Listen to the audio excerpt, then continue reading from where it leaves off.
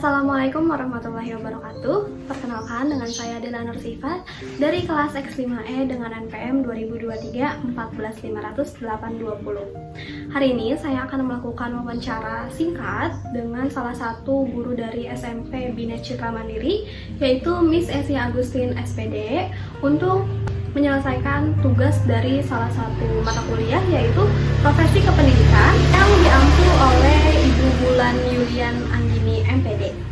Terima kasih. Halo. Jadi hari ini aku akan melakukan wawancara bersama Miss Esi. Hai semuanya. Boleh perkenalkan nih Miss, siapa dan ngajar di mana sih sekarang gitu? Oke. Sebelumnya perkenalkan semuanya, nama saya Esi Agustin. Tapi biasanya kalau di sekolah anak-anak panggilnya Miss Cici. Saya merupakan guru SMP di sebutin nama sekolahnya? SMP Bina Citra Mandiri di daerah Jonggol ya, Kecamatan Jonggol. Jauh ya? Ya jauh. Kemudian saya mengampu mata pelajaran bahasa Inggris. Bahasa Inggris. 7, 8, dan 9. Berarti aku panggilnya Miss Cici aja ya. Boleh. Miss Cici, aku mau nanya sedikit ya. Aku ada tugas wawancara. Langsung aja kali ya? Oke. Jadi yang pertama pertanyaannya itu, apa sih tantangan terbesar yang Miss hadapin selama pertama kali ngajar? Kan sekarang juga gurunya masih baru ya berarti ya? Gimana sih? Oke, tantangan ya. Kalau misalkan dilihat dari tantangan, banyak sekali ya tantangannya. Terutama yang saya rasakan itu tantangan di memahami karakteristik peserta didik atau murid ya. Apalagi saya tuh guru baru, maksudnya baru lulus tahun kemarin dan kemudian masuk ke sekolah. Ketika pertama kali masuk ke sekolah tuh yang tantangan yang paling saya rasakan gitu ya, yaitu mengenai karakteristik peserta didik itu sendiri.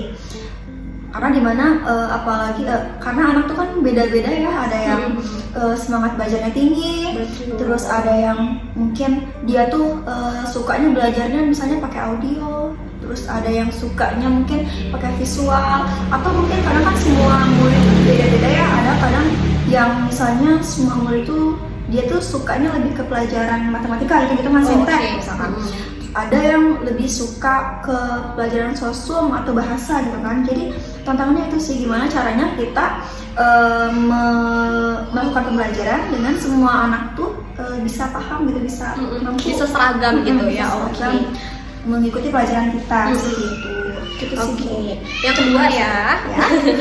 Gimana sih caranya Miss menyesuaikan metode belajar mengajar? Berarti kayak yang tadi ya, yang melakukan penyerataan lah antar anak murid gitu berarti ya. Oke. Based on karakteristik kita sendiri, berarti kita harus menyiapkan beberapa media pembelajaran ya. Misalnya, apalagi pembelajaran bahasa Inggris, misalnya kita ada listening atau ada speaking. Jadi untuk mengatasi ya, apa tadi mengatasi menyesuaikan metode belajar.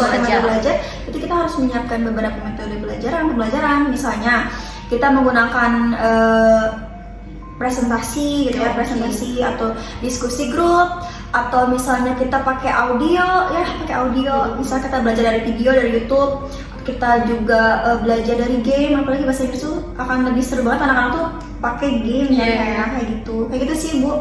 Kak, sorry.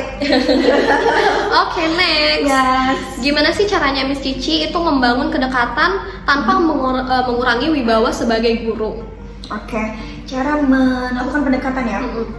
Apalagi mengingat kita tuh sebagai guru muda ya, Gen Z gitu ya. Pasti anak-anak tuh menganggap kita tuh masih muda dan mungkin menganggap kita tuh sebagai teman mereka. Nah, cara menghadapinya kita berarti harus mengkondisikan. Kita harus melakukan perbedaan ketika kita di kelas dan ketika kita di luar kelas. Ketika kita di kelas, misalnya kita bikin perjanjian sama murid-murid sama murid di kelas, kita sekarang belajar ya, kita serius dulu ya. Mungkin nanti kalau misalnya di luar, boleh kalian mau gimana gitu ya. Seperti itu sih. Jadi kita juga harus menjunjung tinggi kode etik guru ya, kayak gitu ya. Betul. Biar ada tembok juga ya, biar ada gap gitu ya antara murid dengan guru. Oke. Selanjutnya ya, gimana sih caranya Miss itu memanfaatkan supervisi akademik sebagai sarana belajar, bukan hanya sebagai penilaian seorang guru gitu? Oke. Supervisi akademik ya. Supervisi akademik kan penting banget ya buat seorang guru ya, apalagi di sekolah swasta. Jadi kayak guru tuh harus dinilai gitu ya. Nah, kemarin juga kebetulan saya sudah melakukan supervisi bersama dengan kepala sekolah. hal yang harus dimanfaatkan dari supervisi itu sendiri ya berarti kita harus belajar apalagi supervisi mungkin kan dinilai ya sama kepala sekolah ya kalau di sekolah itu sendiri. Terus berarti kalau misalkan pemanfaatannya jadi kita harus menyiapkan dengan matang dan kita tuh harus punya mindset kalau misalnya kita itu tidak hanya profesional ketika dilakukan supervisi aja, jadi ketika kelas yang lain pun kita harus sehari-harinya ya, sehari-harinya juga harus kita persiapkan ya. Terus juga kemudian feedback yang disampaikan oleh kepala sekolah juga harus kita evaluasi seperti itu. Oke. Selanjutnya yang ini akan jadi pertanyaan terakhir ya. Menurut Miss itu seperti apa sih bentuk inovasi pendidikan yang sebenarnya dibutuhkan di masa depan yang atau mungkin sekarang juga dibutuhkan tapi belum ada gitu? Karena saya kebetulan mengajar di sekolah daerah ya, daerah itu bukan di kota ya. Betul. Menurut saya dulu saya di PPL tuh mengajarnya di kota, terus sekarang kita misalkan bekerja di daerah, nah itu sangat berbeda banget ya. Pola pikir anak tuh jadi beda. Maksudnya kalau misalnya kita di kota tuh anak tuh lebih terbuka dengan teknologi dan antusias benar-benar. Jadi kalau misalkan di daerah tuh dengan teknologi pun kayak masih agak malu-malu ya mereka, agak malu-malu gitu ya. Ya jadi menurut saya pemerataan teknologi itu sendiri sih kayak jadi apalagi kita guru Gen Z harus benar-benar berinovasi memanfaatkan teknologi sendiri. Jadi menurut saya yang paling penting itu teknologi sih, jangan sampai kita harus mengikuti zaman ya. Zaman sampai ke depan kita harus mengikuti zaman kayak gitu.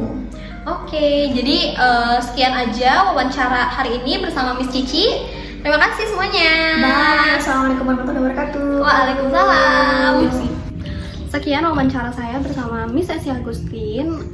Kesimpulan singkat yang bisa saya ambil dari wawancara tersebut adalah bahwasannya guru muda memang banyak sekali menghadapi berbagai tantangan dari proses belajar mengajar, seperti menyesuaikan mode karakter siswa, lalu menjaga wibawa dia saat mengajar, juga dengan membangun kedekatan bersama siswa. Namun dengan sikap terbuka dan juga reflektif dan inovatif, guru terus harus berkembang. Inovasi pendidikan yang menggabungkan teknologi dan juga penggunaan karakter menjadi kunci untuk menciptakan pembelajaran yang relevan dan bermakna untuk masa depan nanti. Terima kasih, sekian. Wassalamualaikum warahmatullahi wabarakatuh.